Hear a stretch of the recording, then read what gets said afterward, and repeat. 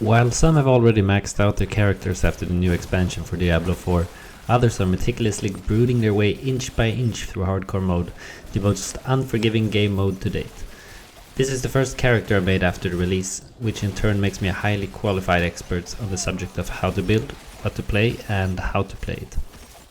When making this video I'm at 182 Paragon and can by the skin of my teeth make it through pit level 62 before the timer runs out. And this is how I'm doing it. Spin to win is a concept you're probably already familiar with, but for hardcore we want to do a slightly different take on it, in order to maximize our survivability when we're fragile and ramp up the DPS when we can survive getting one-shotted. Alright, I'm gonna do this in one go, so please bear with me. First we start off with 2 points in blade shift. Then we move on to stutter step, 30, siphoning strikes, for movement speed, damage reduction and healing. Moving on, this is the staple, the build, Dance of Knives. Maximize that and go for the slow route. Stun grenades, you can probably figure something out, but this isn't that build yet. Maybe one day it will be, but not today. And then on the right side we have weapon mastery, break attacks, because we will be skilling or we will be tempering for dazing and stunning lucky hit, which means that we'll get access to the critical strike damage. And critical strike chance means basically nothing, because we will be at 100% critical strike chance anyway if done right. The potion, it stuns, which procs break attacks, is nice. But it also increases damage by 80% for 10 seconds, which is quite a lot. Moving on, Dark Shroud maximized to get the maximum damage reduction, almost 50%. The reason we're using Dark Shroud though is mainly for the tempering, which we'll get to later, that increases your damage based on how many Dark Shrouds you have active, how many orbs you have active.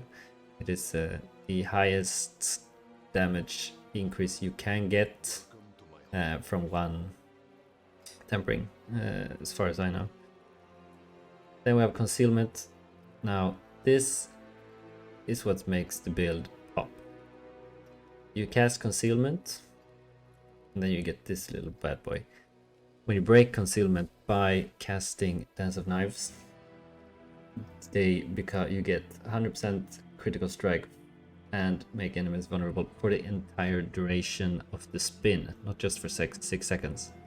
So even if you manage to get the maximum 8-second spin and move in a line utilizing this to increase the charges, still get the critical strike and vulnerability for the entire duration, which means you can spin to win all around the map. And they're basically never running out of charges. Now moving on, got the exploit, increased damage, malice, increased damage. Now here you can opt for whatever you like. I played Shadow Imbuement for leveling. It's really fun because yeah, the whole map just explodes and goes pop pop pop. But I haven't tried it at this level. I'm mainly stuck with Cold Imbuement. Tried out poison for a while, but it's not my cup of tea. Cold Imbuement, the positive side with it is that you can build increased damage to chilled and crowd controlled targets, which is a huge bonus. Since when I started building in that direction, I saw a great increase in damage pretty quickly. But I have tempered one of my knives with poison damage, which is why I'm also running this, to get just that extra bit of attack speed, lucky hit chance, and less damage, which are the main reasons. Now, I only take 2 points in the ultimate for unstoppable and stealth when you need to get out of a tricky situation, and this one. As long as it's active, your agility skill deals 15% damage, 50% increased damage, which is what Dance of Knives is. It is an agility skill, as well as a cutthroat skill. So it gains from both. And for the passive, momentum, for obvious reasons. It makes you tankier and increases your damage and movement speed, which is necessarily all you want. So moving on to the Paragons.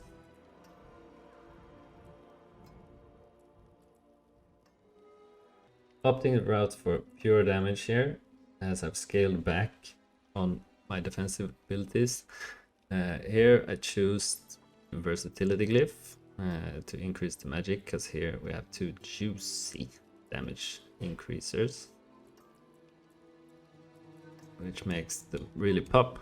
Moving up, we got the Pride for rare nodes, also popped it on damage increasing nodes, and exploit weakness, as all the enemies will be vulnerable all the time basically. Damage. Moving on, here we have closer for cutthroat damage. In this tile we're also mainly focused on the damage side. I have started moving towards some defense, as once you get up to pit 60 plus, the mobs start hitting really hard. We had some close calls, but yeah, with more Paragons I'll be able to get tankier, and it's always about finding the proper balance in hardcore mode between dying and not dying. Probably we want to do that later. I'm moving up. Dance Macabre. This is really synergizes with the skill order in which you will engage your enemies, because you will start off by casting imbuement, then concealment, which is a subterfuge skill, as we can see here, which increases the damage of your next skill by 50%. And the next skill will be Dance of Knives, so that's an additional 50%. Moving up, I got Frost Feeder for increased damage with chill targets. I will be popping up into dexterity here once I'm done with my other directions. But as you can see, even here, focused on damage to health targets, damage to elites. This one can probably be dropped, but yeah, it's not too bad. So moving on over here, some damage reduction. Up here, I got the imbuements. Working my way down to the imbuements. As you're dealing cold damage, which is non-physical damage, this will come in handy, but I wouldn't pick them in the start. I think maybe someone wiser than me can give their thoughts in the comments, but this is where I'm building towards in the later stage. My goal is to get down here, get this one, and then ignore the rest. Start filling out the glyphs. So, looking at the aspects. First off, the Dance of Knives aspect. Even when you got enough movement speed to just spin around infinitely, I still think this is way better because of the first part, the 50% chance to shatter. It means your imbuement spreads, which is a massive advantage. And moving on, the momentum key passive increases damage, which is a no-brainer. Here, you deal increased damage to enemies chilled or frozen. Enemies will always be chilled or frozen, so this is also a no-brainer. Now, this is why you pick Dark Shroud, because we're never gonna cast Dark Shroud to maintain 5 orbs. This is what gets us the 5 orbs. We always crit, basically, so Dark Shroud will always be at 5 orbs, no matter what. Some defensive. This has saved my life multiple times, as well as this one. There are some different options here. I prefer this one because yeah, barriers are nice. Barriers are nice, and it also means that you can choose this one. Barrier will be up quite a lot, which means yeah, 23% increased damage.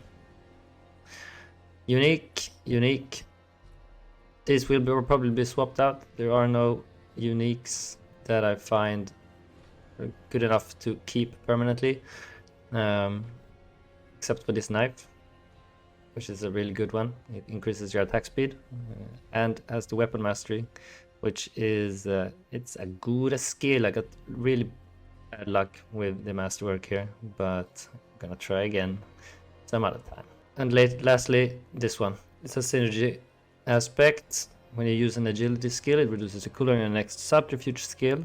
That isn't the main point. The main point here is the second part. Using a subterfuge skill, concealment, increases the damage of the next agility skill by 98%, which is the Dance of Knives. So those are the aspects. Now for tempering, you want to focus on damage after maximizing armor, maximizing your resistances.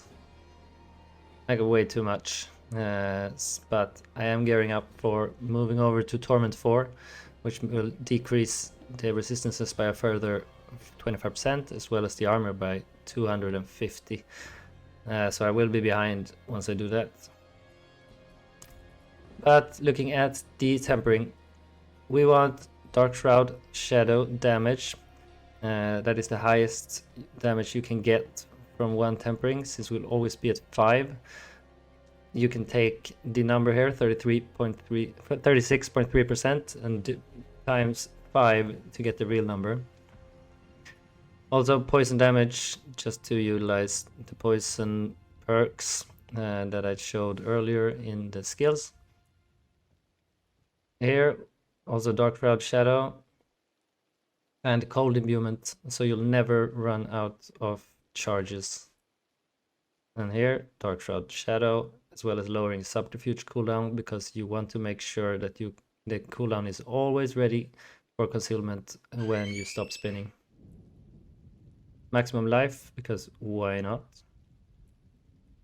And here, total armor, defense aspect, or different defense tempering, as well as lucky hit stun for the, I think it's called the tricky shot skill, to proc more critical strike damage. Concealment cooldown and freeze. Ideally I wanted to get this as stun or daze, but unlucky. Same here. And also using Dark Shroud Shadow here. Basically for everything, every attack possibility, you want to put at least 1 in damage per Dark Shroud Shadow. Unique, Dark Shroud Shadow, as well as chance for Dance of Knives to deal double damage. This one is important. You need it on at least 1. And the perk of choosing your ranged weapon is that the percentage chance is higher than for the one-handed. So that is why we choose it here. Now, that is everything. So if you have any questions, suggestions, please write them in the comments. If not, and you want to see the build in action, what order I use and how I position myself, then please feel free to watch. This is a run on Pit 63, going much smoother than expected. It includes the boss fight. I've sped it up 120%, yeah. So please enjoy it and have a good day.